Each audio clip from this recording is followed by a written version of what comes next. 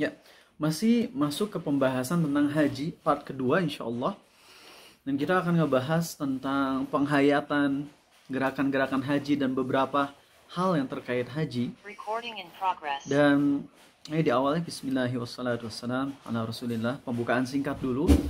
AA mau ucapin kalian selamat, terutama buat kalian yang udah nikah dan bisa istiqomah.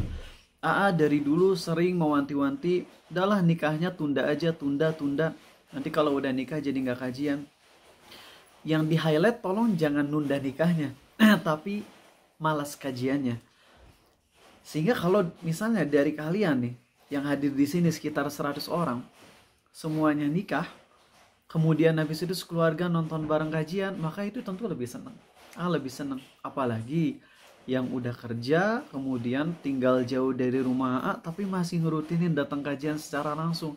Itu bahagia banget, senang banget. Dan tentunya yang harus kalian mencari ridho dan bahagianya adalah Allah. Dan Allah nggak butuh sama kita tentunya. Ya, maka sampaikan semangat buat kalian yang lagi ikhtiar untuk nikah. Ya, lagi ikhtiar baik itu nabung dan sebagainya. Semoga Allah mudahkan semuanya. Ya, dan semoga Allah jaga kita semua di atas kebaikan. Itu pertama ingin apresiasi dulu. Dan ini malam hari ini hujan, tapi kalian berdatangan dari tempat-tempat yang jauh. Makasih. Dan buat kalian yang belum mengusahakan untuk datang langsung, sangat himbau untuk datang langsung. Semoga dengan itu keberkahan lebih besar. Oke. Baik, itu aja teman-teman sebagai opening. Kita sekarang opening yang real, yang panjangnya insya Allah. Bismillah. Ucapin dulu assalamualaikum warahmatullahi wabarakatuh. Bismillahirrahmanirrahim. Ala rasulillah. Innal hamdalillah nahmaduhu wa nasta'inuhu wa nastaghfiruh. Sungguh segala puja dan puji hanya milik Allah. Kita puji Dia. Kita mohon pertolongan dan ampunannya. Wa na'udzu billahi min syururi anfusina wa min sayyiati a'malina. Kita mohon perlindungan kepada Allah dari keburukan diri kita dan keburukan amal perbuatan kita. May yahdihillahu fala mudilla lah. Barang siapa yang Allah beri hidayah, tak akan ada seorang pun yang bisa menyesatkan. Wa may yudlil fala hadiyalah. Dan barang siapa yang Allah sesatkan, tak akan ada seorang pun yang bisa memberi petunjuk. Asyhadu an la ilaha illallah. Aku bersaksi tiada Tuhan yang berhak disembah dengan benar kecuali Allah. Wa asyhadu anna Muhammadan abduhu wa rasuluh. Dan aku pun bersaksi bahwasanya Muhammad adalah hamba dan rasulnya. Amma ba'du. Allahumma salli wa sallim ala Muhammad wa ala ali Muhammad. Teman-teman, pingin kalian ngedoain, bukan secara khusus untuk Arizal, tapi untuk semua orang yang udah berusaha untuk bayar haji furoda tahun ini. Karena haji tahun ini yang furoda dari seluruh travel di Indonesia belum ada satupun yang visanya keluar. ONH Plus 250 juta semuanya udah keluar. Semuanya udah keluar visanya dari minggu-minggu lalu. Furoda yang bayarannya 300 juta plus, bayangin orang-orang berjuang nabung untuk pergi furoda. Bahkan kemarin tuh nenek-nenek jualan ciki nama merek ya? Jualan snack-snack kecil di warung. Hajinya furoda teman-teman. Dan itu perjuangannya luar biasa. Tapi gak ada satupun visa furoda yang keluar. Karena emang tahun ini kebijakan dari Arab Saudinya agak ketat. Mungkin kalian bisa ngedengar sendiri bagaimana berita tentang haji tahun ini. Karena emang membludak gitu jumlahnya. Maka pengen kalian ngedoain buat semua jemaah haji, terutama yang furoda, agar Allah mudahkan bisa berangkat tahun ini. Dan ingat loh, kalian ngedoain itu adalah bentuk ketawaduan kalian. Kalian gak iri. Kalian iri dari sisi aku pengen haji. Tapi ketika ada orang lain yang bisa haji, kita seneng karena mereka mau berjuang untuk ngorbanin hartanya untuk pergi haji. Dan ketika misalnya gak jadi keluar, tentu mereka sedih, wajar, itu manusiawi teman-teman.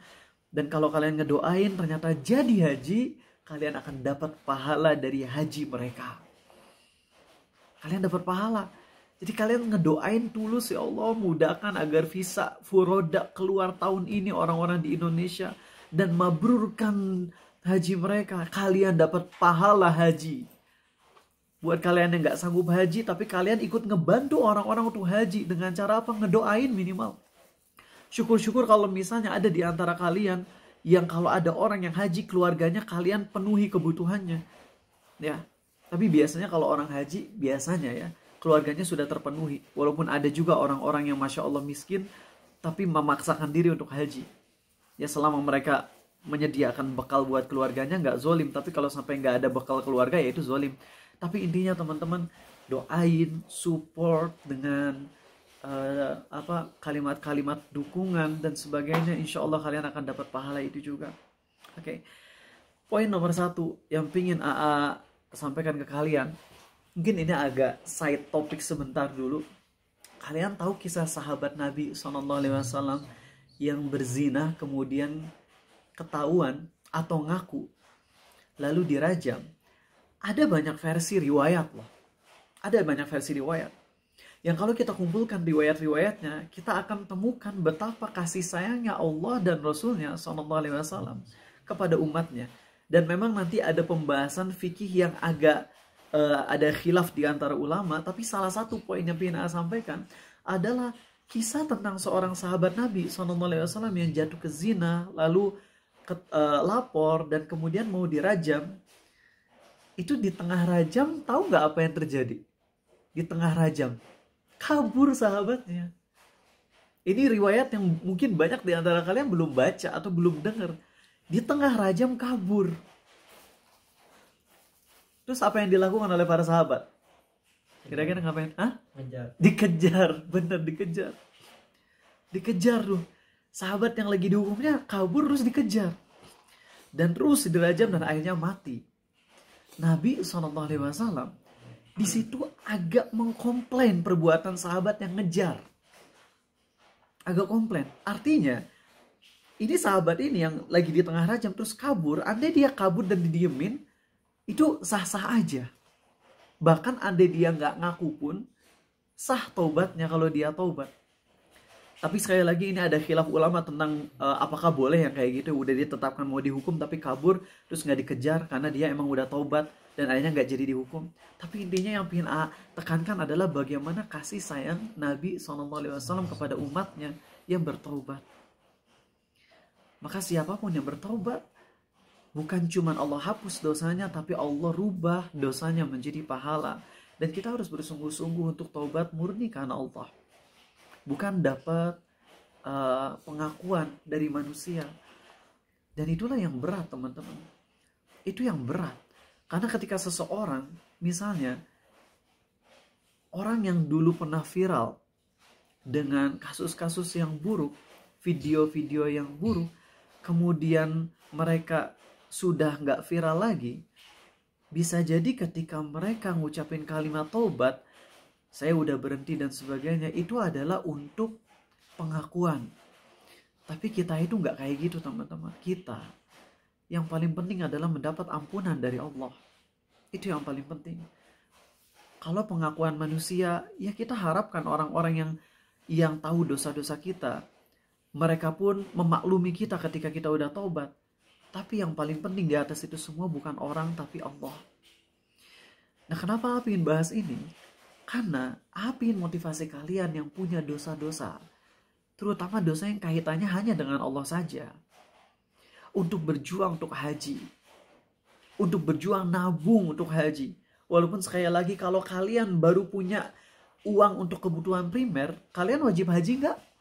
Nggak wajib. Tapi tetap deh ngusahain walaupun minim banget tabungannya. Kenapa?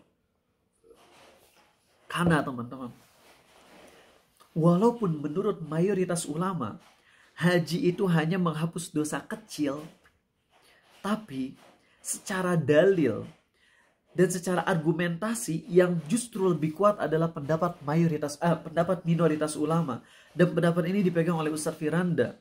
Pendapat ini juga dipegang oleh ulama luar biasa, yaitu Ibnu Hajar al-Asqalani dalam kitab Fathul Bari, yaitu haji bukan hanya menghapus dosa kecil, tapi menghapus dosa besar juga.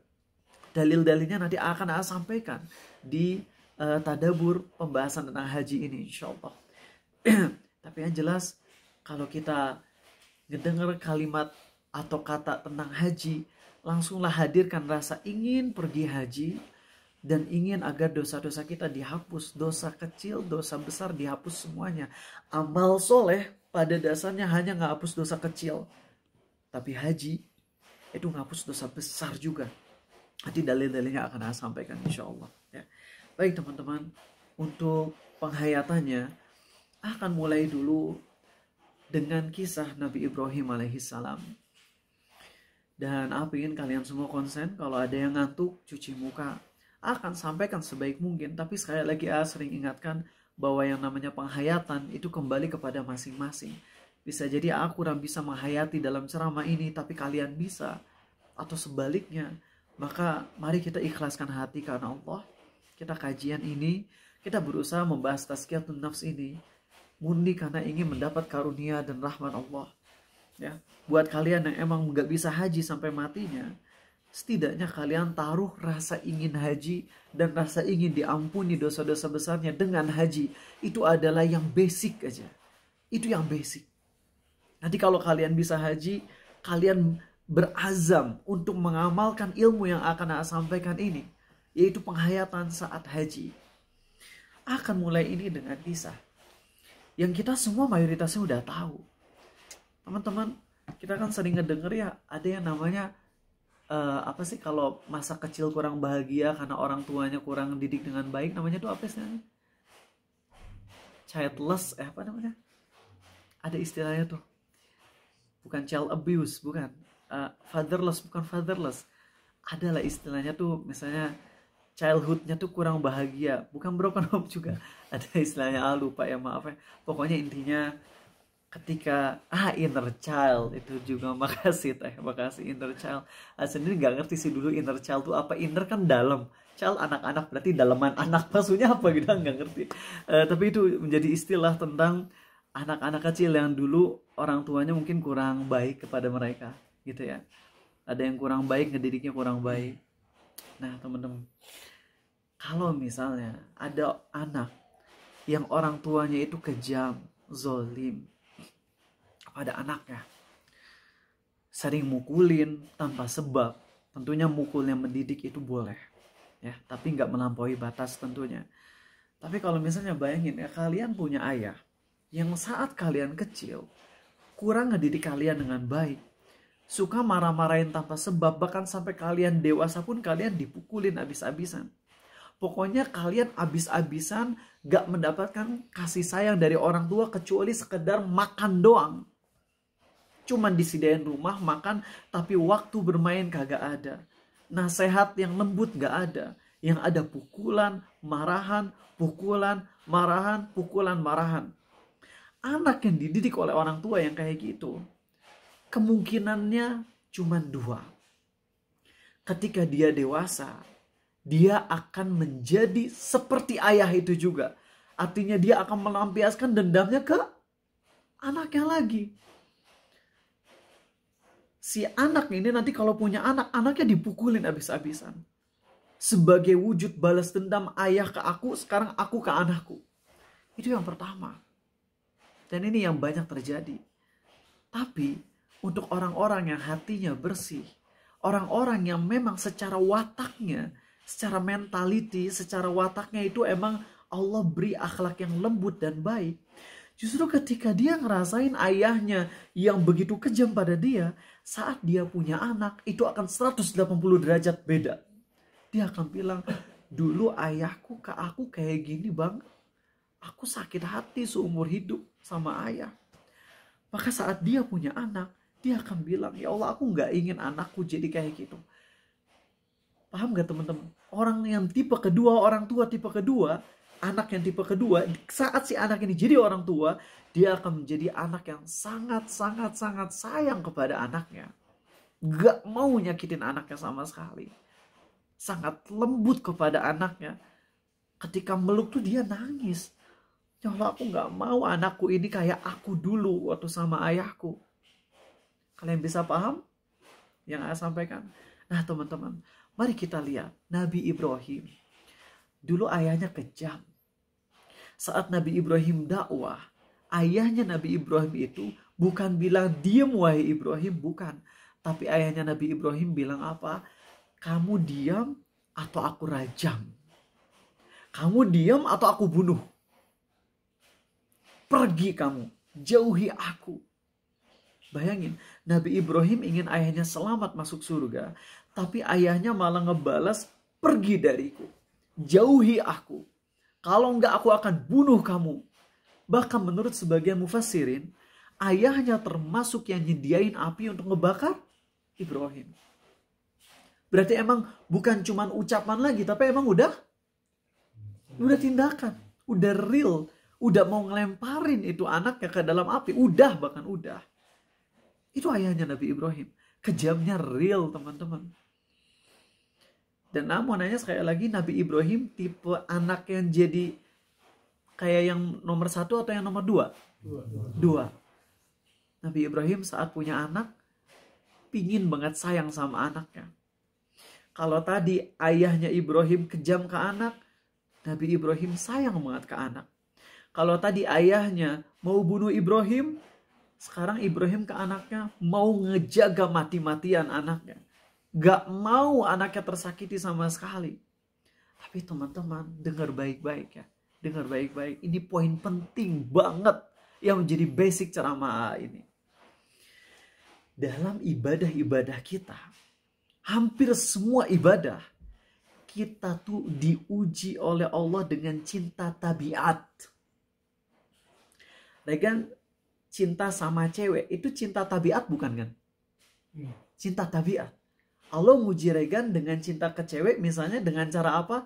Melaksanakan perintah Allah untuk nundukin pandangan. Paham ya? Sedekah. Kalian cinta nggak sama harta? Allah uji kita dengan sedekah, yaitu rasa ingin punya hartanya. Allah uji dengan harus diapain? Dikeluarin. Kalian senang makan makanan enak nggak? Senang. Tapi kita puasa, berarti diuji cinta kita kepada makanan, diuji dengan jangan makan pas bulan Ramadan di siang hari. Jadi rata-rata ibadah yang Allah perintahkan ke kita itu untuk menguji cinta apa? Cinta tabiat kita. Cinta kita tabiatnya A, Allah nyuruh yang kebalikannya, nahan sementara gitu. Allah kasih aturan. Kita senang sama cewek, Allah suruh kita tundukin pandangan sampai halal. Kita senang sama makanan, Allah suruh nahan kita dari makan sampai maghrib kalau di bulan Ramadan. Kita cinta sama harta, Allah nyuruh kita keluarin harta kita untuk haji, untuk sedekah, untuk zakat. Jadi perintah Allah, larangan Allah rata-rata emang untuk menguji cinta apa? Tabiat kita.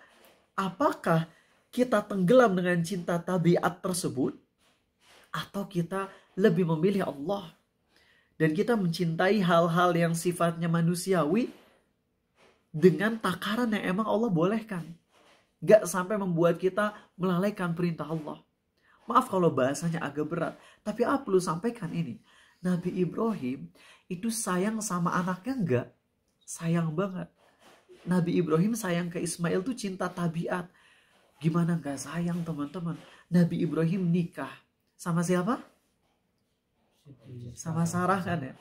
Kemudian habis itu Sarah oleh Allah dibikin gak bisa hamil-hamil. Sampai puluhan tahun gak bisa hamil. Sampai akhirnya dalam kisah panjang Sarah ketemu sama raja yang zolim. Kemudian raja ini mau memperkosa Sarah, tapi Sarah dapat karomah dari Allah. Rajanya gak bisa memperkosa Sarah. Setelah 3 kali mau diperkosa dan gak bisa-bisa, akhirnya si raja zolim ini ngira kalau Sarah ini penyihir. Akhirnya Sarah dikasih hadiah berupa budak, namanya siapa? Hajar. Terus ketika dikasih hadiah, Hajar ini sebagai budak, kemudian singkat cerita Hajar yang dihadiahin ke Sarah dikasihin ke Nabi Ibrahim, dimerdekakan, kemudian Nabi Ibrahim menikahi Hajar. Dan itu kisah panjangnya, Sarah tuh sampai mau ngebunuh Hajar, teman-teman. Dalam kisah yang dijelaskan sebagian ulama, itu emang poligami itu sesuatu yang berat. Bahkan sampai keluarga Nabi. Ustadz Hasan Al-Jaizi menyampaikan, walaupun perlu cek lagi, nanti kalian tolong ya cek riwayatnya. Udah baca, udah juga dengar ceramah, tapi secara langsung untuk baca riwayatnya belum nemu. Tapi yang memang terkenal kisahnya adalah Sarah itu sampai mau ngebunuh Hajar, istri pertama Nabi Ibrahim. kecemburuan yang emang berat teman-teman. Dan Nabi Ibrahim ingin punya anak, cuman gak dikasih-kasih oleh Allah. Dan Nabi Ibrahim doa, pengen punya anak. Dan akhirnya Allah kasih anaknya, yaitu dari Hajar. Siapa nama anaknya? Ismail. Di usia Nabi Ibrahim yang udah sekitar 100 tahunan. Lalu kemudian Allah menyuruh Nabi Ibrahim untuk pergi ke sebuah lembah yang tandus, gak ada kehidupan, gak ada makanan, gak ada minuman sama sekali. Pokoknya Nabi Ibrahim jalan bersama Hajar yang ngegendong anaknya yang bayi yaitu Ismail, jalan sampai di dekat Ka'bah. Dan pada saat itu Ka'bah itu sebenarnya udah dibangun teman-teman oleh siapa? Ada yang tahu? Nah, ulama beda pendapat apakah Ka'bah dibangun oleh Nabi Adam atau sama Jibril. Di situ ada khilaf ulama, tapi yang jelas sisa-sisanya. Jadi Ka'bah itu sempat hancur, tapi masih ada pondasinya di bawahnya gitu. Ya, pondasi Ka'bahnya tuh masih ada. Nah, jadi Nabi Ibrahim itu diperintahkan oleh Allah untuk ngebangun lagi. Jadi Ka'bah itu dulu udah dibangun sama Nabi Adam atau menurut sebagian ulama oleh Jibril. Wallahu a'lam mana yang lebih sahih. Nah, Nabi Ibrahim tuh deket di Ka'bah pada saat itu.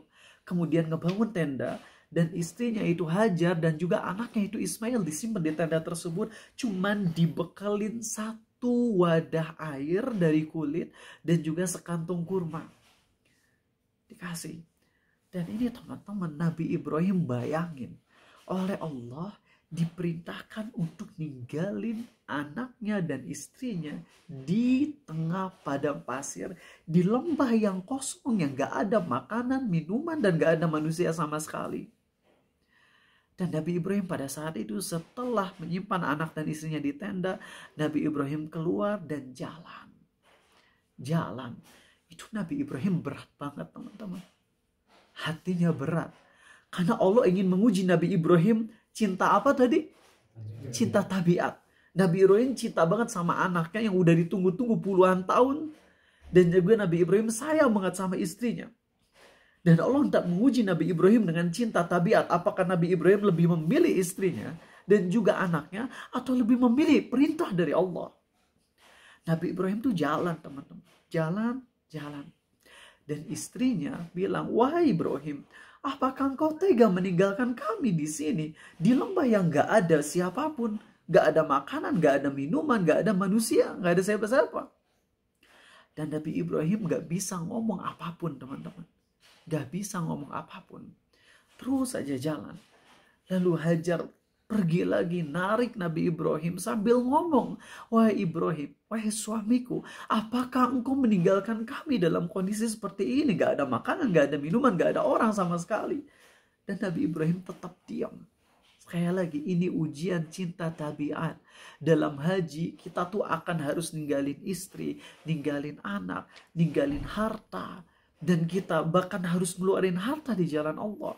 Maka kalau kalian nanti Allah mudahkan untuk pergi haji, coba bayangin ini teman-teman. Coba feeling ini, walaupun kita beda level banget. Kita nggak ada apa-apanya dengan Nabi Ibrahim. Coba bayangin, kita ada di posisi Nabi Ibrahim. Yang kita ninggalin anak, istri. Dan Nabi Ibrahim, coba bayangin, kita coba empati kepada Nabi Ibrahim.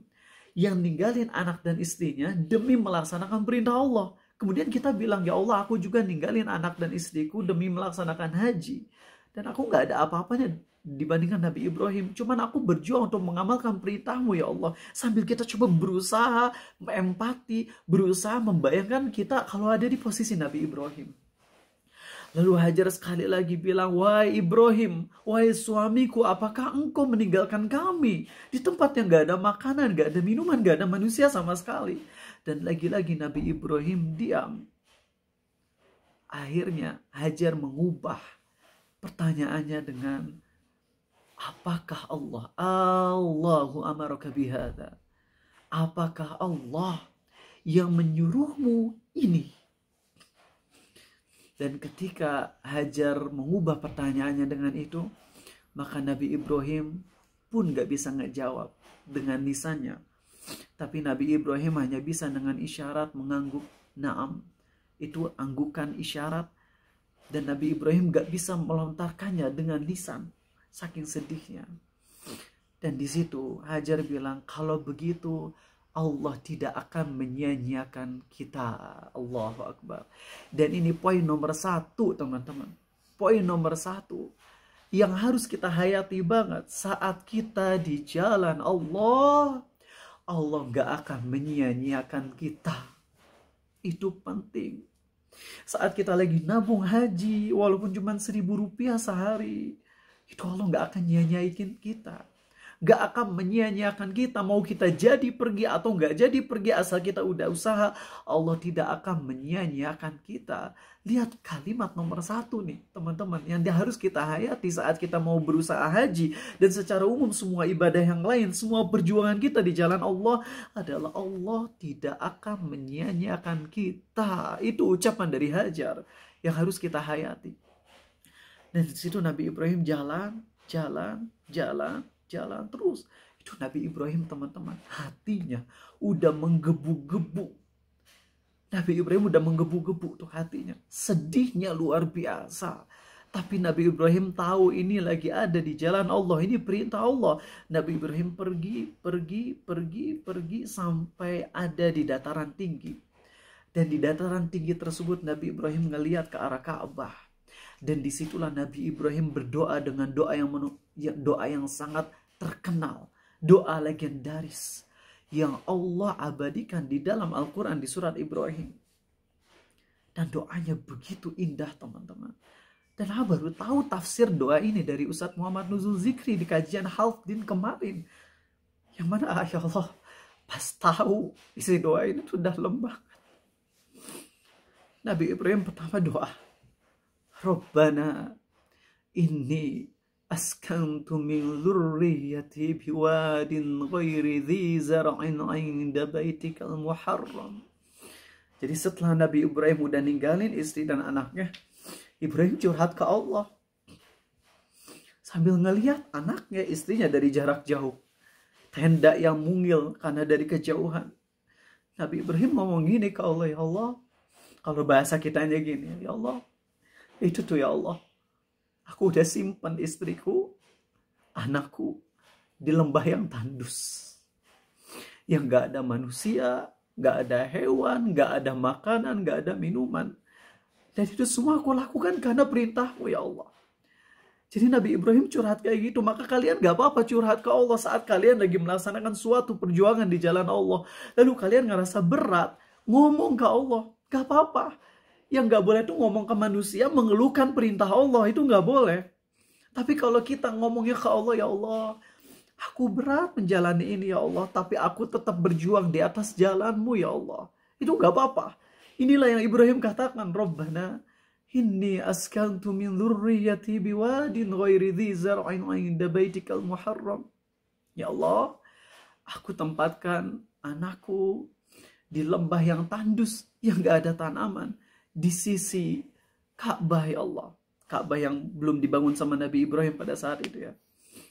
Rabbana liyuqimus shalah. Ya Allah, buatlah mereka jadi orang-orang yang menegakkan sholat. Waj'al af'idatan minan nasi tahwi ilaihim. Dan buat manusia itu mendatangi mereka. Jadi teman-teman, Nabi Ibrahim tahu anaknya, istrinya akan kesepian. Maka Nabi Ibrahim doa ke Allah, ya Allah, buat anakku, buat istriku, buat keluargaku dalam kondisi yang gak ada makanan, minuman, dan apapun. Buat mereka jadi bergantungnya ke Engkau ya Allah. Jadi makin berdoa sungguh-sungguh padamu ya Allah. Kalian pernah gak sih? Kalian lagi, misalnya kalian lagi nyari rizki, kalian kerja, terus kalian emang dikasih kekurangan gitu. Anak istri kalian, walaupun kalian udah kerja mati-matian, tapi anak istri belum tercukupi di rumah. Pernah gak kalian ngomong kayak gini, Allah, aku udah kerja, berjuang sekuat tenaga, tapi emang hasilnya baru segini ya Allah. Tapi dengan keterbatasan ini, buatlah anak dan istriku jadi bergantungnya pada Engkau ya Allah, bukan ke aku ya Allah. Pernah gak kalian doa kayak gitu? Buat kalian yang emang secara finansial kurang, coba doa kayak gitu. Dan Nabi Ibrahim doa kayak gitu, ya Allah, aku tempatkan anakku, istriku, walaupun di ayat ini yang disebutin cuma anaknya. Ya Allah, aku tempatkan istri ini, sekali lagi pakai bahasa A biar kalian lebih mudah ya untuk mencernanya. Aku tempatkan istriku, anakku di lembah yang tandus, yang gak ada makanan, gak ada apa-apa ya Allah, di sisi Baitul Muharram, di sisi Ka'bah. Ya Allah, hal itu mudah-mudahan menjadikan mereka bergantung padamu, jadikan mereka orang yang menegakkan sholat, lalu jadikan orang-orang hatinya condong kepada mereka. Jadi Nabi Ibrahim berdoa ke Allah agar orang-orang manusia nemenin mereka. Nabi Ibrahim tahu kalau istrinya dan anaknya akan kesepian, maka Ibrahim doa pada Allah agar manusia datang ke mereka, nemenin mereka, sehingga mereka bisa dapat bantuan. Warzuquhum minas samarati la'allahum yashkurun. Ya Allah teman-teman, ini bagian yang indah banget kalau kalian ke Mekah. Nanti kalian akan ngelihat ada banyak buah-buahan komplit teman-teman. Padahal di Mekah itu tanahnya tandus. Gak bisa numbuhin macem-macem tumbuhan tuh gak bisa. Cuman kurma paling apa lagi? Kurma sedikit, buah yang bisa tumbuh, tanaman yang bisa tumbuh di Mekah tuh sedikit. Tapi ternyata berbagai macam makanan, buah, sayuran ada di Mekah dengan harga yang sangat-sangat murah. Dan jadi coba deh kalau kalian ke Mekah atau kalian ke Madinah, pokoknya ke Mekah, kalian ngelihat ada kiwi, harganya murah. Ya Allah, ini kiwi nggak tumbuh di Mekah, tapi ada di sini. Ini karena doa Nabi Ibrahim. Masya Allah, Engkau yang maha mengabulkan doa, Engkau yang maha memberi rizki. Itu teman-teman, Nabi Ibrahim doa, ya Allah karuniakanlah mereka buah-buahan agar mereka bersyukur. Nah setelah Nabi Ibrahim doa, nah kita coba amalin ya. Saat kita misalnya lagi berjuang di jalan Allah, kita lagi kerja, kita doa ke Allah, ya Allah. Atau kita misalnya dalam kondisi mau meninggal, coba kalian doa, ya Allah, jadikan anakku, istriku punya teman yang mensupport hidup mereka, ya Allah. Aku mungkin penuh kekurangan, aku belum menyediakan uang yang cukup kalau aku mati untuk mereka. Tapi Engkau yang bisa menemani mereka. Engkau yang bisa menggerakkan orang-orang untuk mensupport hidup mereka, ya Allah. Temani mereka. Ini yang bisa kita hayati dari Nabi Ibrahim. Nah setelah doa minta kebaikan untuk istrinya dan juga anak-anaknya, di situ baru Nabi Ibrahim udah gak bisa tahan teman-teman. Kalau dari tadi Nabi Ibrahim masih nahan di hati, kalau sekarang Nabi Ibrahim udah gak bisa nahan lagi. Kalau dari tadi Nabi Ibrahim menahan air matanya netes, sekarang Nabi Ibrahim nangis. Dan disitulah keluar ayat selanjutnya. Rabbana innaka ta'lamu ma nukhfi wa ma nu'lin. Ya Allah, Engkau tahu apa yang kami sembunyikan di hati, yaitu kesedihan, dan apa yang kami tampakkan, yaitu air mata. Ya Allah, itu Nabi Ibrahim sambil ngeliatin istrinya dan anaknya dari jarak jauh terus bilang, ya Allah, Engkau tahu kesedihan yang ada di hatiku. Engkau tahu air mata yang netes ini, ya Allah, karena Engkau. Wa ma yakhfa 'ala Allahi min syai'in fil ardi wala fis sama. Tidak ada yang tersembunyi darimu, ya Allah. Apapun yang ada di bumi maupun di langit. Kemudian habis itu Nabi Ibrahim doa lagi sampai di ujungnya Nabi Ibrahim doa, Rabbana ighfirli wa liwalidayya walil muslimi walil mu'minina yauma yaqumul hisab. Ya Allah, ampuni dosaku, ampuni dosa kedua orang tuaku dan seluruh kaum mukminin di hari kiamat. Ini doa sebelum Nabi Ibrahim dilarang oleh Allah untuk mendoakan ayahnya ya. Karena di surah At-Taubah Allah berfirman Nabi Ibrahim berhenti dari mendoakan ayahnya lagi. Tapi ini Nabi Ibrahim berdoa, Rabbana ighfirli wa liwalidayya, ampuni dosaku ya Allah dan dosa kedua orang tuaku dan seluruh kaum mukminin pada hari kiamat. Maka ingin kalian ingat satu hal baik-baik, dalam haji Allah menguji kita dengan cinta apa? Tabiat. Kita disuruh untuk ninggalin istri, anak, harta, dan coba kita hayati kisah Nabi Ibrahim tersebut. Coba bayangin aja ya, gini deh, kalau lagi haji itu kan Nabi sallallahu alaihi wasallam, para ulama menyarankan kalau kita mau haji itu kita pamitan. Ada ustadz yang bilang gak usah pamer haji. Bener dari satu sisi, yaitu gak usah pamer yang gak dibutuhkan. Seperti contohnya OTW Mekah, Bismillah. Nah itu gak usah yang kayak gitu. Yang apa ya, gimmick, bukan gimmick ya, apa, pokoknya status-status yang isinya kurang urgen tuh jangan. Tapi kalau statusnya misalnya gini, teman-teman semua, saya yakin punya banyak salah. Saya mau pergi haji. Semoga Allah ampuni dosa saya. Dan mohon dimaafkan atas semua kezaliman yang saya pernah lakukan ke teman-teman. Baik di depan, di belakang. Dan hak-hak yang mungkin saya pernah ambil, rampas. Mohon ingatkan sebelum saya pergi haji.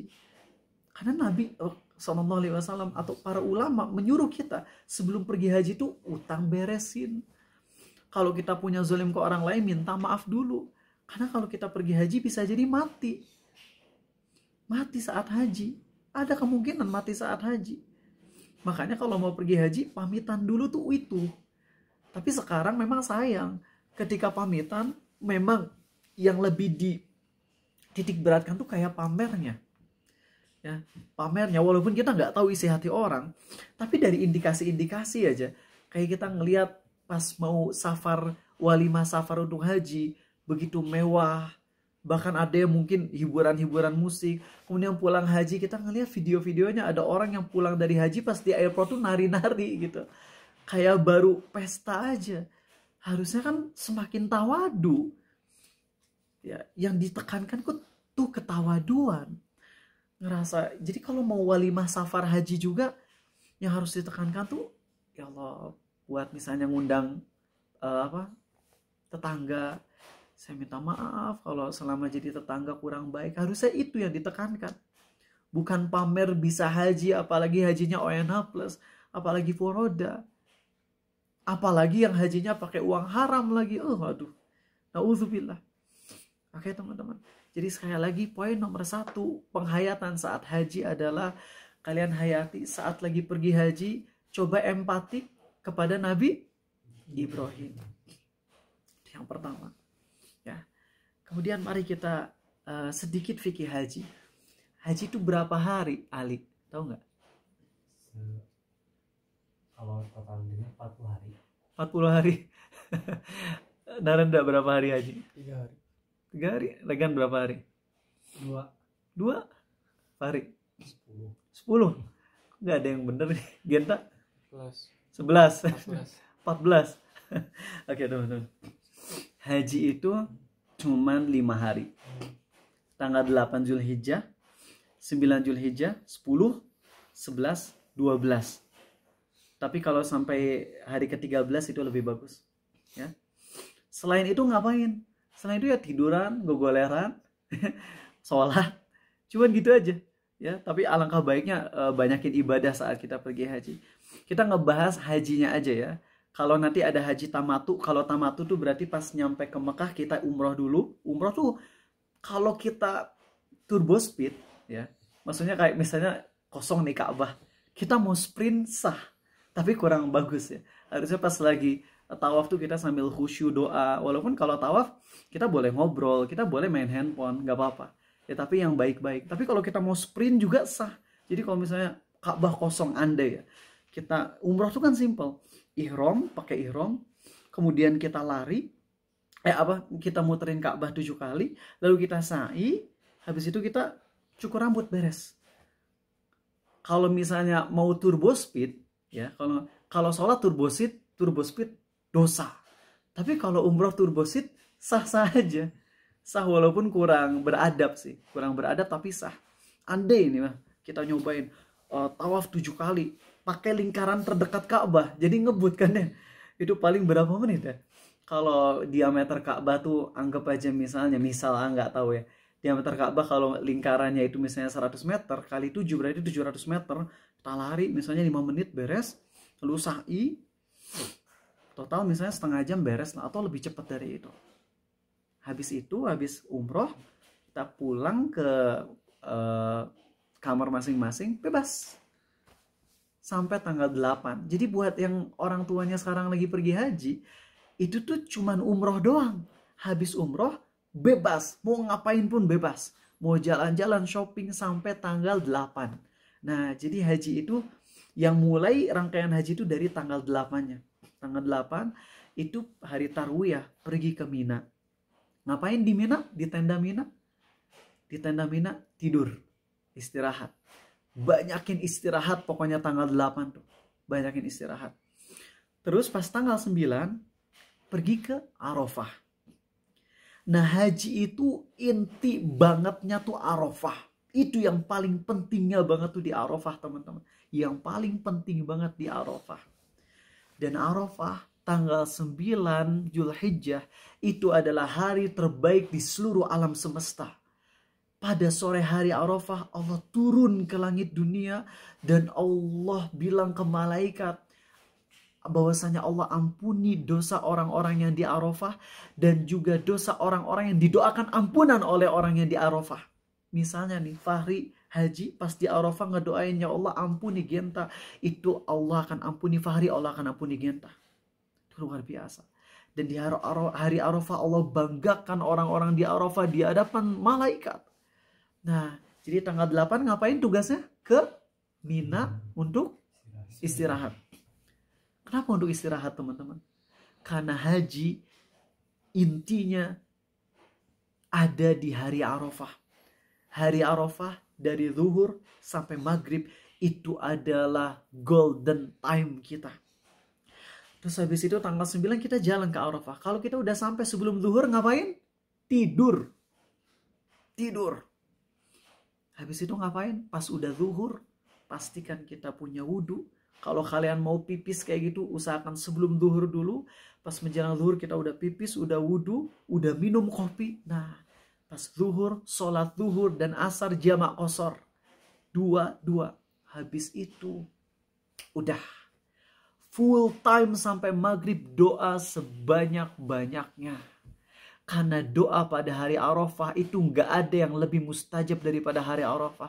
Doa sebanyak mungkin atau doanya sedikit tapi diulang-ulangin terus sampai nangis yang khusyuk. Itu doa paling mustajab di Arafah, teman-teman. Allah ngejanjiin akan mengabulkan. Allah janjiin akan ngampuni dosa hamba-hambanya yang ada di Arafah. Itu inti haji tuh tanggal 9. Inti haji ada di tanggal 9, teman-teman. Kita benar-benar taubat ke Allah. Kita minta ampunan Allah. Kita minta husnul khotimah. Kita minta mati dalam kondisi taubat. Pokoknya doa yang banyak. Kita minta kaya. Kita minta apapun. Kalian keluarin aja. Doa ke Allah. Doanya di mana bagusnya? Bebas. Yang paling kalian bisa khusyuk. Kalau di tenda pas di depan AC bisa bikin kalian khusyuk di situ. Tapi kalau di sebelah ada orang yang ngajakin main wae. Apalagi pas lagi di tenda misalnya ngajak mabar. Mobile Legend misalnya. Ada aja yang kayak gitu, teman-teman. Pas lagi di Arafah main game tuh ada. Karena misalnya sebelumnya kurang istirahat. Jadi kalau di Arafah aduh capek, ngantuk. Akhirnya pas di Arafah tidur-tiduran aja. Sah haji. Karena di Arafah tuh yang penting ngapain? Diem di Arafah. Mau kalian tidur dari zuhur sampai maghrib sah. Tapi ya Allah, itu waktu terbaik seluruh alam. Dari seluruh alam sepanjang tahun, waktu terbaiknya tuh dari zuhur sampai maghrib hari Arafah. Maka itu maksimalin buat doa sebanyak mungkin. Bahkan kalau kalian mau ya misalnya. Misal nih dari kalian, aku mah selama pergi haji nggak mau doa apapun deh. Soalnya kalau doanya udah terlalu diulang-ulang, takutnya pas Arafah udah gak khusyuk lagi. Karena udah terlalu sering diulang. Jadi selama haji kalian gak mau doa. Gak mau doa. Andai-andai ya. Tapi pas hari Arafah, udah itu full doa abis-abisan sampai nangis abis-abisan. Itu yang luar biasa, teman-teman, di hari Arafah. Pas maghrib, kita ke Muzdalifah. Untuk apa di Muzdalifah? Untuk tidur di bawah langit. Dimana kita tidur di atas batu kerikil, tapi nanti pakai karpet biasanya. Ya. Cuman gak ada tenda, gak ada apa-apa. Atasnya langsung langit, teman-teman. Di situ kita tidur. Disunahkan untuk tidur. Nah, pas sudah tidur, besok subuhnya kita pergi ke Ka'bah. Untuk ngapain? Untuk tawaf ifadah. Setelah tawaf ifadah, kita sa'i haji. Nah, apa yang kita hayati saat sa'i, teman-teman? Yang kita hayati adalah kembali ke kisah Hajar. Saat Hajar ditinggal oleh Nabi Ibrahim, itu Hajar kan bayangin ya ama, ya Allah kalau kalian ingat sama Zaid aja ya, anak pertama Rizal, yang mana ya Zaid ini anak pertama yang dulu belum tahu kan cara ngedidik gimana.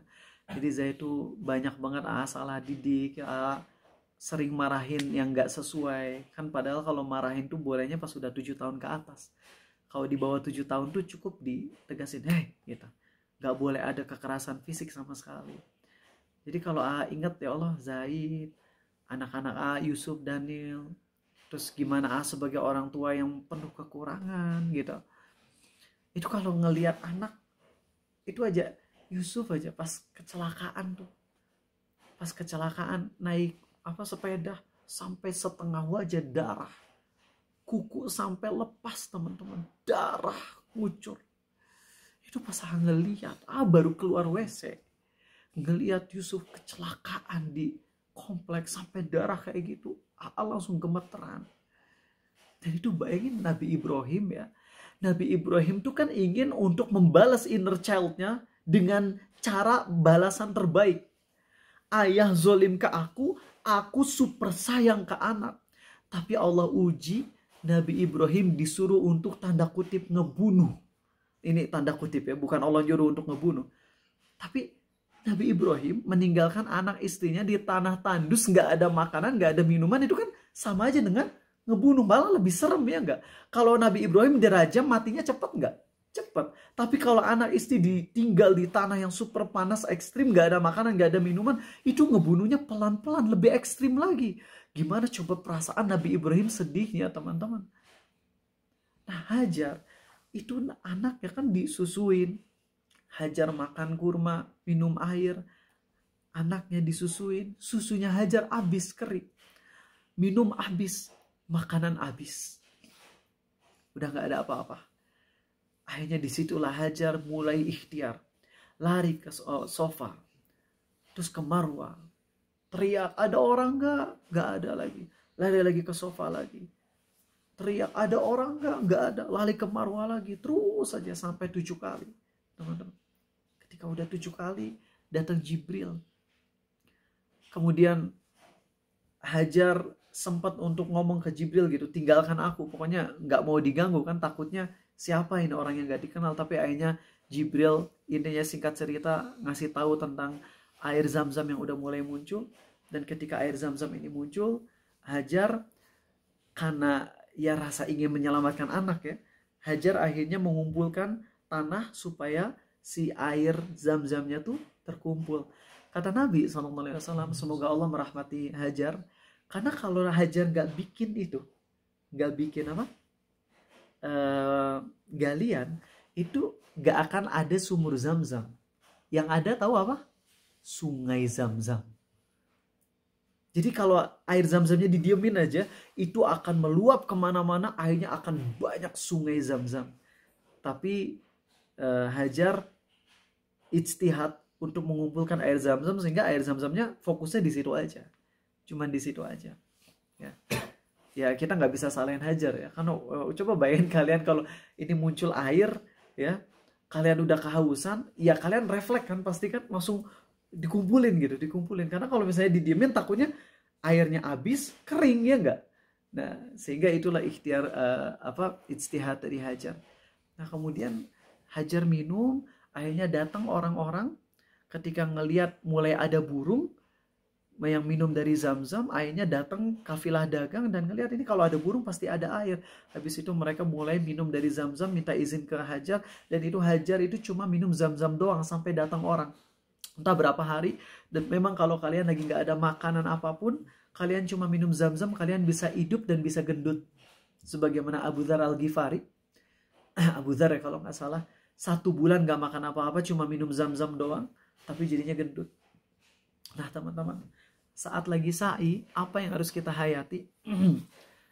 Saat lagi ikhtiar mencari pertolongan Allah, kita harus terus maju walaupun kita belum tahu hasilnya. Dan ini bisa kita hayati saat kita lagi sa'i, teman-teman. Coba hadirkan kebutuhan-kebutuhan kita kepada Allah tuh apa aja sih? Coba rekan, kebutuhan pada Allah apa aja? Makan, minum, tempat tinggal, apa lagi? Pekerjaan yang layak, apa lagi? Kendaraan apa lagi? Pasangan apa lagi? Hah? Itu yang Apin dengar, bagus Fari, ampunan. Pas kita lagi sa'i, hadirkan rasa butuh kita kepada Allah, Terus kemudian kita ikhtiar, ya Allah aku berjuang lari-lari kayak gini untuk mendapatkan ampunanmu. Aku ingin mendapatkan pertolonganmu ya Allah. Aku tuh udah linglung, udah bingung ya Allah untuk nyari rizki, untuk nyari makan, untuk nyari minum. Karena hanya Engkau yang bisa menolongku. Itu Hajar kan kayak gitu. Strive, berjuang untuk ngedapetin hidup.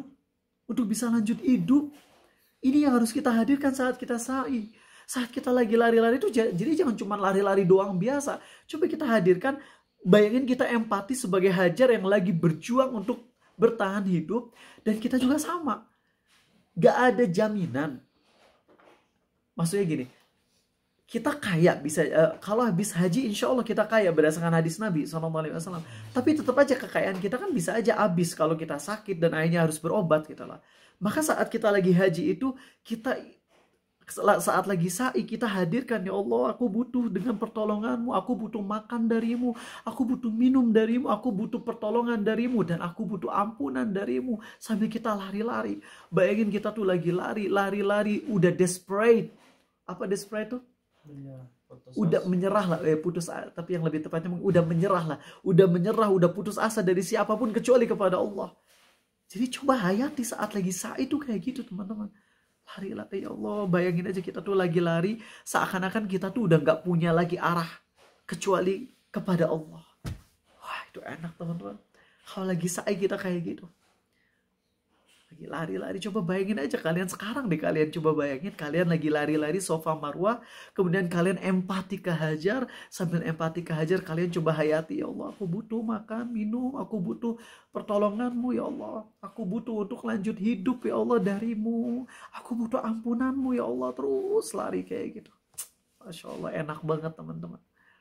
Terus habis itu setelah tawaf ifadah, kemudian juga sa'i haji, terus kita pulang ke Mina. Nah teman-teman, di sini aku perlu ngasih tahu ke kalian, Mina adalah tempat yang banyak, kalau manusia yang kurang baik imannya ya, kalau kita mudah-mudahan enggak, Mina adalah tempat di mana banyak orang berkeluh kesah. Kenapa? Enggak kondusif. WC antriannya bisa setengah kilo. WC antriannya setengah kilo. Panas. Kalian ONH plus yang plus setengah miliar, tenda di Mina sama, yaitu satu tenda. Bahkan tahun 2023 satu tenda yang harusnya untuk 100 orang itu diisi berapa orang? Bisa tebak? 300 orang. Bayangin. Kebayang nggak kededetnya kalian? Itu ONH plus loh, bukan reguler. Nah, ingat dalam haji kita harus meninggalkan keluh kesah, dan juga kita harus meninggalkan debat, keluh kesah, marah-marah itu harus free. Maka Mina adalah ujian salah satu yang terberat. Murid AA haji dari Swedia atau Swiss apa Swedia, lupa. Swiss ya. Dan di Swiss itu mazhabnya Hanafi. Di mazhab Hanafi itu nggak wajib mabit di Mina, nggak wajib. Jadi di Mina tuh cuma sebentar, habis itu ke hotel. Gak akan ada feelingnya, feeling nahan dari keluh kesah, sabar dengan panasnya, sabar dengan desak-desakannya. Justru itu yang jadi pahala teman-teman di Mina. Mina tuh tanggal 8 sebelum ke Arafah, dan juga tanggal 10, 11, 12, dan 13. Biasanya tanggal 12 orang-orang tuh udah pada pulang, udah pada gak kuat di Mina. Karena kan wah pokoknya padat gitu. Makanya Allah berfirman, orang yang perginya meninggalkan Minanya di tanggal 13, itulah orang-orang yang bertakwa. Walaupun kalau tanggal 12 udah gak kuat, gak ada dosanya kata Allah. Nah disinilah teman-teman, ini yang bagian ending. Saat di Mina tuh ngapain? Di Mina yang tanggal 11, 12, dan 13. Untuk ya tanggal 10, maaf tadi ada yang kelewat ya. Yang tanggal 10, kita ulang lagi ya. Tanggal 8 kita kemana? Mina, hari Tarwiyah. Habis tanggal 8, tanggal 9 kita kemana? Ke Arafah. Itu inti haji, doa full. Habis dari Arafah kita kemana? Ke Muzdalifah untuk ngapain? Tidur. Dari Muzdalifah kita kemana? Nah, kita ke ke Jumroh Aqobah. kita ngelempar. Maaf ini bagian yang akan skip. Jumroh Aqobah. Ngelempar 7 batu. Jadi total ada berapa batu yang harus kita lempar? Satu lubang kita lempar 7 butir. Ya. Dan totalnya adalah hari ke-10 ke 1 lubang. Hari kedua ke 3 lubang. Atau gini. Hari ke-10 ke 1 lubang doang, yaitu Aqobah. Hari ke-11 ke 3 lubang. Hari ke-12 3 lubang lagi. Hari ke berapa? 12 3 lubang. Hari ke-13 3 lubang. Jadi total ada berapa lubang? 10 ya. Total ada 3 lubang, cuman 10 lubang totalnya yang kita lempar. Masing-masing lubang ada berapa batu? 7. Berarti total berapa batu? 70. Kalau yang perginya di tanggal 12 udah pergi dari Mina, jadi totalnya berapa batu yang dilempar? 49. Paham di sini? Ya. Kalau yang perginya di hari ke-12 berarti ngelemparnya cuma 7 lubang. 7 kali 7 49. Tapi kalau perginya di tanggal 13 berarti kita total 10 lubang kita lempar, ya. Aqobah kemudian 3 lubang, 3 lubang, 3 lubang. Nah, bagian sini teman-teman. Jadi di Mina setelah beres tadi tawaf ifadah, sa'i haji, kemudian cukur rambut, kemudian nyembelih. Kalau nyembelih kita wakilkan ke orang lain ya. Kalau kita sendiri nggak bisa nyembelih. Kemudian habis itu kita, apalagi yang tadi ya, pokoknya udah sampaikan, kita tuh stay di Mina lagi. Apa yang tahu kalian nih? Kalian sekarang aja ya, coba bayangin aja, mending di Minanya 12 sampai hari ke-12 atau mending sampai hari ke-13 kalau kalian pribadi? Dalam kondisi di Mina desak-desakannya parah, WC-nya ngantri setengah kilo. Kalian kira-kira kuat sampai tanggal 13 atau 12? 12 ya. Disinilah bagusnya orang-orang yang suka naik gunung. Mereka akan siap dengan ini. Biasanya orang-orang yang suka naik gunung siap dengan sampai tanggal 13 karena mereka udah biasa survive di alam, biasa kalau mau ke WC mungkin harus perjuangan dulu. Nah, teman-teman, saran AA, kalian sampai ke tanggal 13. Kenapa? Ini bagian penutup. Karena saat kita ngelempar jumroh, Nabi kita SAW bersabda, adapun ketika melempar jumroh, melempar kerikil, maka untuk setiap satu batunya, Allah menghapus satu dosa di antara dosa mubiqat. Allah menghapus satu dosa di antara dosa mubiqat. Apa itu dosa mubiqat? Mubiqat adalah dosa besar yang paling ekstrim. Berarti kalau kita ngelempar 70 batu, kalau kita cuma sampai tanggal 12, berarti kita ngelemparnya 49 batu. Berarti 49 dosa besar yang paling ekstrim yang kita lakukan, Allah hapus. Dan kalau kita sampai hari ke-13, berarti 70 dosa besar yang paling ekstrim, Allah hapus. Sambil kita ngelempar, bayangin kita dosanya dihapus oleh Allah, dosa yang ekstrim besar. Sambil kita juga meniatkan untuk ngelempar setan di hati kitanya. Walaupun gak ada setan pada saat itu, pada saat kita ngelempar, tapi cuma penghayatan aja. Kita kan ngelempar jumroh dihapus nih 70 dosa yang paling ekstrim besarnya. Sambil kita pun ngelemparin setan yang biasa ngebisikin kita untuk ngelakuin dosa-dosa tersebut. Jadi saat ngelempar tuh kita tanamkan, ya Allah aku gak mau balik ke dosaku lagi. Ya Allah aku gak mau balik ke dosaku lagi. Allahu Akbar, Allah maha besar. Dosaku besar, tapi ampunan Allah lebih besar. Coba saat kita ngelempar kayak gitu, itu penuh penghayatan teman-teman. Itu penuh penghayatan, powerful. Itulah penghayatan haji yang semoga kalian bisa amalkan. Ya, semoga Allah mudahkan haji tahun ini buat yang udah bayar buat furoda, dan buat yang belum sempat nabung karena emang gak bisa, semoga Allah mudahkan. Dan buat yang udah bisa tapi belum nabung, segera istighfar. Minta buat kalian yang udah punya uang 20 juta plus dan kalian gak ada kebutuhan yang urgen, maka segeralah nabung haji teman-teman. Segera dapetin kursi haji yang cuma 25 juta itu. Bisa jadi gara-gara kalian udah dapat kursi yang 25 juta yang reguler itu, Allah mudahkan untuk bisa akhirnya upgrade ke ONH plus, bahkan upgrade sampai furoda. Ya. Haji bukan masalah mewah-mewahan. Makanya orang yang tadi haji dengan mazhab Hanafi yang dari Swedia, nggak mencela mereka, cuman kita ngelihat dari sudut pandang ininya ya. Mereka enak banget di Mina cuman sebentar habis itu ke hotel. Nggak ada feeling berat-beratnya, desak-desakannya, padahal justru itulah yang menjadi ujian haji yang akan membuahkan pahala besar. Dan haji itu perjuangan. Kalau pas kita haji yang enak-enaknya semua, waduh, pas kita misalnya di Mina cuman bentar doang habis itu langsung ke hotel ya. Karena kalau dalam mazhab Hanafi, sebagian mazhab Hanafi itu nggak harus mabit, padahal menurut kebanyakan ulama harus mabit di Mina gitu, harus tinggal di Mina kecuali yang ada uzur syar'i ya. Walaupun susah, berat-beratan, tapi itulah ujiannya teman-teman. Baik, itu dari AA. Terima kasih teman-teman. Kita masuk ke sesi tanya jawab ya. Mohon maaf atas kurangannya. Sekali lagi AA minta kalian doain agar Allah mudahkan untuk haji orang-orang yang mau haji. Silakan, ada yang mau nanya langsung tentang materi ya? Izin bertanya, apakah baik jika kita nitip doa ke orang-orang yang berhaji agar minta didoakan ampunan? Boleh ya. Kita nitip doa kepada orang yang haji agar didoakan ampunan. Tapi tetap hati kitanya bergantungnya ke Allah. Bergantung ke Allah. Dan AA suka ngomong, please teman-teman, AA juga lagi berjuang ini untuk ngelawan isi hati ini. Cuman AA udah bikin postingan orang-orang yang minta didoakan oleh AA gitu ya. Ini semoga cerita ini jadi hikmah ya. Kalian bilang ke AA, tolong doain ya. Misalnya ada orang yang datang, tolong doain biar SBMPTN lancar, bla bla bla bla bla. Ngedoainnya jadi kurang ada feelingnya gitu.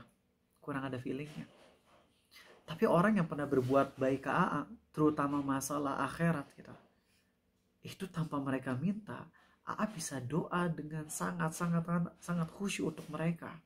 Kayak ngedoain misalnya Umar Zok yang udah jadi jalan hidayah buat AA.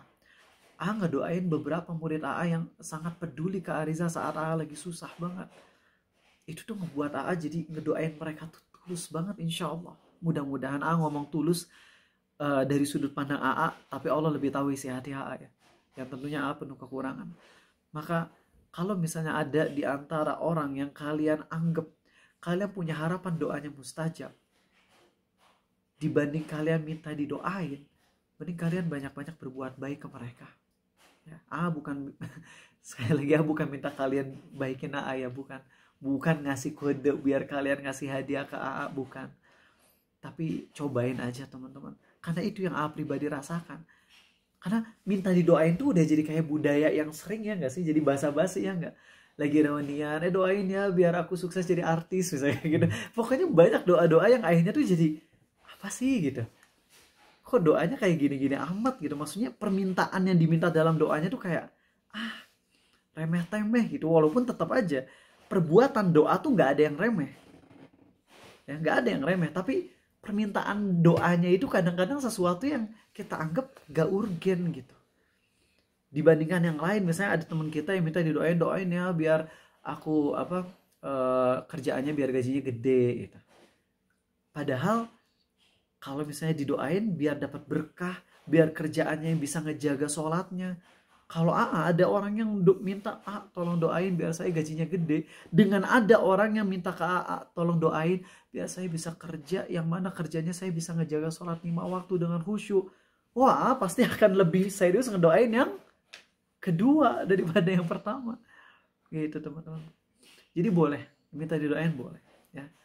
Tapi yang lebih baik adalah nggak usah minta didoain, tapi baikin aja orang tersebut, dan tanpa diminta pun pasti akan ngedoain dengan sangat tulus. Gitu. Oke. Baik. Nah, sama-sama. Oke, baik. Ini ada. Aizin bertanya, haji itu harus nunggu benar-benar kaya atau boleh nabung buat berangkat? Nabung dari sekarang. Udah kita bahas pekan lalu ya. Kalau pakaian haji kan nggak boleh yang berjahit. Berarti bawa tas yang berjahit? Bukan nggak boleh yang berjahit ya. Ini banyak yang salah paham karena emang terjemahan Arab ke Indonesianya nggak pas. Jahitan tuh yang kayak gini nih. Akhirnya ada orang yang bikin nggak pakai jahitan. Salah, bukan nggak boleh berjahit, tapi nggak boleh pakaian yang membentuk pola badan. Celana ada polanya nggak? Ada. Sarung ada polanya nggak? Ada. Bulat eta kita jadi leput? Ada. Tapi sarung bisa jadi kain ihram. Caranya gimana? Digunting. Kan sarung bentuknya gitu ya, bentuknya tabung ya nggak sih? Tabung tapi nggak ada atas bawahnya kan? Iya nggak sih? Iya tabung kan? Sarung itu kan bentuknya tabung gitu. Tabung. Ya cuman atas bawahnya bolong. Nah itu kan ngebentuk body kita gitu, ngebentuk bulatan badan kita. Maka biar bisa jadi dipakai ihram, sarungnya digunting. Jadi selembar. Nah habis itu boleh dipakai buat dililit, walaupun ujung-ujungnya sama juga kan dililit. Tapi kalau yang pertama nggak bisa, kalau yang kedua jadinya bisa. Gitu. Bisa nggak baju kita dijadiin kain ihram? Bisa, gunting semuanya. Sehingga jadi, misalnya dia misal, ini baju AA gini, saya lebar. Bisa aja jadi kain ihram. Yaitu digunting sampai jadi selembar. Nah pas sudah jadi selembar, AA pakai buat ngikat badan AA gitu. Seperti itu. Jadi bukan gak boleh yang berjahit, bukan. Banyak yang salah paham. Yang benar adalah gak boleh yang membentuk pola badan. Ini pola badannya kelihatan gak? Gini. Nih. Tuh polanya kayak gitu. Kelihatan. Ya, baik. Oke. Oke, sebentar. Ini yang talbiyah. Lupa ya. Aku belum bahas. Padahal itu harusnya yang pas awal ya. Labbaik Allahumma labbaik. Labbaik la syarika laka labbaik. Innal hamda wan ni'mata laka wal mulk la syarika lak. Ini pembahasannya ada 8 poin dari Ibnul Qayyim, tapi langsung ringkas saja. Yang intinya adalah labbaik Allahumma labbaik, artinya gini. Manggil Ali. Li, respon Ali gimana? Apa gitu? Asa gak enak kagak gitu. Anggap bosnya Ali gitu. Ali, oi gitu kan. Enggak lah. Kalau manggil Ali responnya gimana? Ya, ada apa? Siap kapten atau ya siap bos gitu ya. Tapi bisa jadi Ali bilang siap bosnya kan karena rasa takut takut dipecat. Nah, kalau labbaik Allahumma labbaik itu gini. Itu adalah sebagai respon ketika Allah memanggil kita. Mari sini, aku izinkan kalian untuk haji. Sini, aku panggil kalian untuk haji. Terus kita bilang, ya Allah, aku penuhi seruanmu dengan penuh cinta. Aku rela untuk mengorbankan cinta tabiatku. Aku tinggalkan istriku dan anakku untuk patuh kepadamu, melaksanakan perintahmu dengan sepenuh hati dan penuh tunduk kepadamu. Itu adalah makna dari talbiyah. Labbaik Allahumma labbaik, ya Allah, aku penuhi seruanmu ya Allah dengan penuh ketundukan, penuh rasa cinta. Aku tobat dari semua kesalahanku, tobat dari semua masa laluku. Aku dahulukan cinta kepadamu lebih daripada cinta kepada makhluk-makhlukmu ya Allah. Aku tinggalkan semua keluargaku, hartaku, anakku dan semuanya demi memenuhi perintahmu ya Allah. Nah itulah makna dari labbaik Allahumma labbaik. Labbaik la syarika laka labbaik. Ya Allah, aku penuhi seruanmu wahai Tuhan yang tiada sekutu bagimu. Innal hamda, segala pujian, wan ni'mata, dan segala nikmat, laka wal mulk, untukmu ya Allah, dan juga seluruh kerajaan itu untukmu, milikmu yang tiada sekutu bagimu. Itu makna dari talbiyah. Ya, jadi kalau kalian talbiyah tuh tadi coba hayati tentang Nabi Ibrahim yang ninggalin keluarganya demi melaksanakan perintah Allah, dan kita juga lakuin itu demi Allah. Ya, 4 menit lagi teman-teman. Terima kasih udah ngingetin tentang labbaik. Haji yang mabrur itu haji yang di dalamnya kita nggak jidal, ya, kita nggak debat, kita nggak berkeluh kesah, kita nggak ngomong kasar, kita benar-benar menjauhi dosa total selama 6 hari itu. Dan ini berat. Tapi kalau kita ngelakuin dosa gimana? Batal nggak hajinya? Enggak batal. Enggak batal. Haji itu batal kalau apa? Kalau nggak wukuf di Arafah itu. Kalau kalian nggak ke Arafah, batal tuh hajinya. Atau kalau kalian berhubungan badan dengan istri sebelum tahalul kedua. Sebelum tahalul pertama. Kalau tahalul pertama udah beres, kalian bersetubuh dengan istri, haji nggak batal tapi harus bayar dam. Hukumannya berat. Tapi kalau kalian setelah tahalul yang kedua bebas sama istri, nggak ada masalah. Ya, termasuk juga maaf nih. Nauzubillah, jangan sampai ada ya Gak kepikiran kalau sampai ada yang kayak gitu. Pas lagi ihram tanggal 8 sampai tanggal 13, ada yang misalnya masturbasi misalnya. Allahu Akbar. Itu parah banget di tanah haram, ya. Jangan sampai ada kepikiran sama syahwat deh. Totalitas. Makanya kalau kalian haji gak boleh sama istri sampai beres rangkaian haji tuh.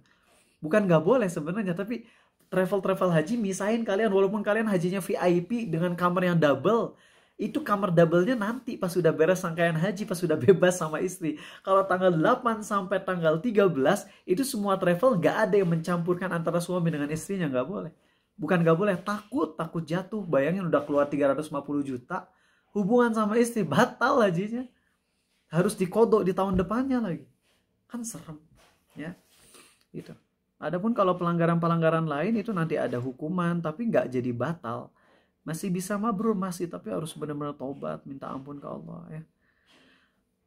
Saya membaca hadis bahwa Nabi Musa, Yunus pernah bertalbiyah haji ke Mekah, dan ada banyak hadis juga Nabi bertalbiyah. Bagaimana pendapat Nabi pakai bahasa apa ketika haji? Apakah sesuai bahasa masing-masing? Sebenarnya kita nggak perlu memikirkan, karena kita berhaji sesuai manasik dari Nabi Muhammad SAW.